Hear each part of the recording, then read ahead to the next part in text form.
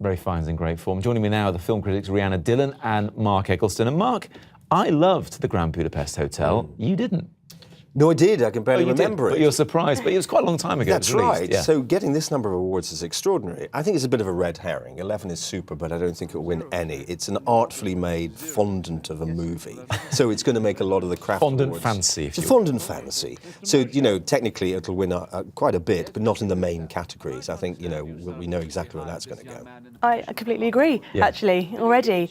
I think Grand Budapest Hotel, it was a nice surprise to see it in there, and I wasn't expecting it. Like, I assume you weren't either, especially alongside some of the massive hitters that we've seen really recently, like Birdman and The Imitation Game. Yes. Suddenly that was there, but, you know, nice to see it, but I agree, I don't think it's going to win any big ones. We'll talk about those in a moment, but first, The Theory of Everything is up for Best Film. It's the film about the life of Alan Turing, and here's a clip. A singularity. A space-time singularity. So the universe born from a black hole exploding. Keep going. What do you mean keep going? What? Before the universe began? No. Keep going, develop the mathematics. Rhianna, what do you think about this one? I mean, obviously a great performance. Is it a great film? Actually, yeah, I think the performance does make it a great film. So Stephen Hawking biopic, Eddie Redmayne is incredible in this. He really, the way he contorts his body, I think he's spoken about having to learn from a professional dancer about the ways that he is so physical in the movie. And I was so impressed. It was like one of the most unusual performances I've seen. Is it a coming-of-age film for Eddie Redmayne? I mean, this is really him breaking through, is it? You're looking at him winning this, I think, yeah. and possibly the Oscar as well. And his closest rival will be Benedict Cumberbatch, obviously playing another scientist, and who knew maths was going to be so sexy this year? Yes. With Alan Turing in The Imitation Game. So, you know, those are the two cool, young, posh thesps that are going to represent us in Britain when they get to the Oscars, which is great. You know, that's really good for us. Yeah, I think I said Theory of Everything is Alan Turing. It's not. It's obviously... Ozzy Osbourne.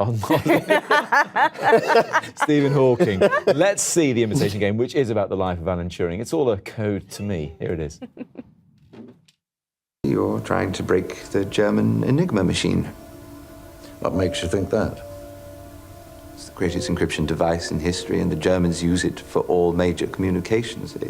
If the Allies broke Enigma, well, it would turn into a very short war indeed.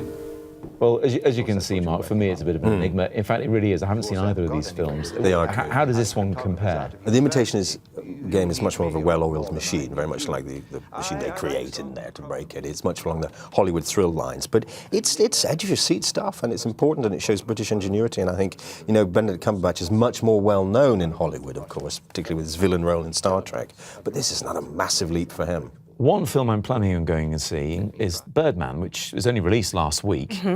Comedy film, meant to be a bit weird, universally lauded by the critics. Yeah, what do you think? Oh, yeah, there's a reason why it's being lauded, because the performances are so incredible, and there's a reason why Michael Keaton has been nominated for Best Actor, and Emma Stone, as his daughter, gives his fantastic, vitriolic, like, tirade at her father midway through the film. And it's incredible. You haven't seen anything like it, and you realise why she's so good and why she's been nominated for Supporting Actress. And it's so off the wall, it's so unusual, and so funny. Mark, we're rapidly running out of time, so we've enjoyed the clips. Let's just go through quickly the Brits leading the charge for Best Actor and Best Actress nominations who could do something at the Oscars.